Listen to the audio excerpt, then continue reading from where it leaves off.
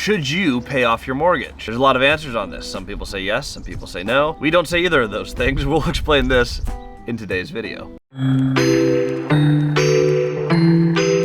Welcome back to the channel. My name's Cody, this is Christian, and we're talking about should you pay off your mortgage. The right answer is yes, but it depends when, because there's a business cycle, and you should pay it off. However, not right away. Now, before we get deep into this, a lot of people, especially in the online space, are saying never pay it off, lever to the moon. Oh Wrong. my gosh, you're gonna get taxed. Yeah, you will get taxed more if you're borrowing less dollars. That is true. Just because you want to avoid taxes forever and scale forever, that's a good way to eventually implode. You don't scale forever because, unfortunately, you don't live forever. You know what's worse than taxes? Playing the game twice. Oh my goodness, and everyone does it. Even Dave Ramsey. Now granted, his whole thing was, hey, I'm just gonna not do the debt thing again. But like, there's so many stories of... We're seeing it all over the internet right now. Thousands of units are going back. Yep. Oh, it's all falling apart, but I'm gonna build it back stronger. And then the next round of your internet influencers will be how I lost everything and how I've built it back. Don't be one of those. Build it right the first time. Do you know how much farther you go if you have all that time? If you don't have to build it twice, you build it right the first time, you have astronomically more time to move forward. Now, saying just do it right is nice, but how do you actually do it right? You figure out what your income goal is, you go buy apartment or whatever asset class that you want to buy that fits your long-term goals, that gets a net operating income of your cash flow. And once you've built what you need, sustain, and then be able to do what you want, when you want, where you want, pay it all off, secure your base. And then you can play again with leverage if you want to. You can always borrow the money again. Nobody wants to pay it off. Take a stair-step approach to it. So you're gonna hit your first goal. Say it's $10,000 a month, just for easy math. Trying to get $10,000 a month, you get to say $12,000 a month of gross rental income. That's gonna pay some of the additional expenses. So it's like, okay, we're a little bit past our goal. Now we're gonna pay that all the way off. That is stair-step one. That is now a solid foundation when it's paid off. That doesn't mean that you can't keep buying and scaling over here. You're just gonna put them in blocks, and you're gonna use these as solid foundations to move up. So while I'm building block 2, I'm paying down block 1. And as I'm paying down block 2, I'm building block 3. And you can stair step up to insane goals, billions of dollars with this strategy. But every time you proceed and you hit a new goal, you begin the process of securing your base. And if you continue to do this, it is very hard to lose an asset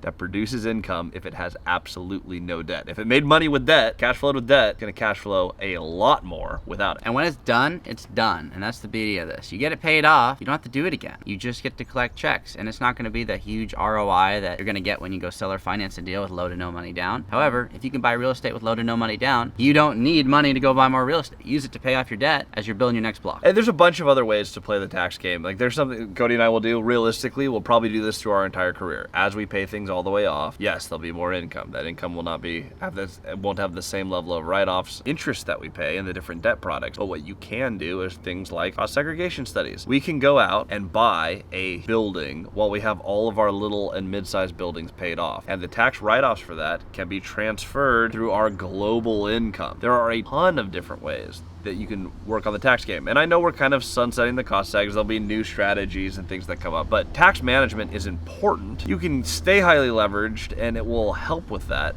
But the goal shouldn't be, hey, I want to avoid as much tax as I can for my entire life. It should be, I want to have the life that I want to live and I want to maintain my income. Then you can worry about tax second. The best and only way that I know from watching the other players in the market to secure it and never lose what you build is to eliminate your largest liability, which is typically going to be the debt on the asset. And one last note on this. Scaling just to scale is not cool. Get what you need to do what you want. Once you get there, get rid of the risk. There's no reason to stay levered if you can have everything you've ever wanted. Some people forget that and then they just keep scaling to the moon and wonder why they lose it someday. Don't leverage things you're unwilling to lose. So once you've built the life that you want to live, don't leverage it again. You can leverage new things, but make sure you have your base solidified. Yep, one of my favorite sayings, start with the end in mind. Set a goal, knock it out, secure it. Set a new goal, knock it out, secure it. See how far you go. Don't lose. Don't go all the way back to zero and rebuild it. Keep moving forward, because that's what really makes this fun. I think for every entrepreneur and every investor I've ever met, we love playing the game just as much as we love all the benefits and the financial freedom and all this stuff. The actual feeling of moving forward through your life is really important. Taking a huge step back is exactly what you want to avoid. It's more important to secure what you build. I'm not talking about playing defense before you play some offense. Like,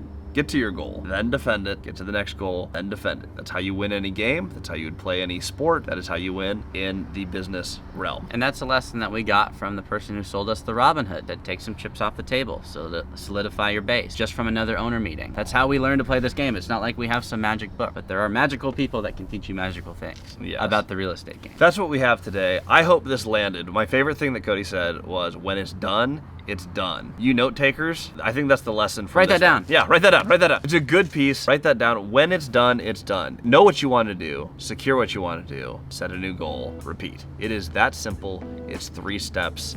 If you want 3 more steps, like, subscribe, and follow. And we'll see you guys on the next video.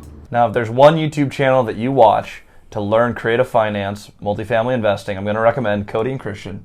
Multifamily strategy.